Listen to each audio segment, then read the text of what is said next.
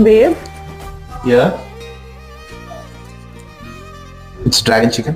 கரை மீதிலே இருபாதமாய் வா வாழலாம் வாழலாம் மௌனமாய் தேடலாம் கடமீதிலே விழுத்தூறலாம் நாம் தூறலாம் பூரியே தீரலாம் இருளிருள் பூசிய நெஞ்சாலையில் ஒளி போல் சிரிப்பாய் விரல் விரல் சூடிய நம்பூவன விரலை பிடிப்பாய் சிறுகுடை மீறிய மழை போலவே நாள் போகுதே பெருவரம் வாங்கிய தவம் போலவே வாழ்வானதே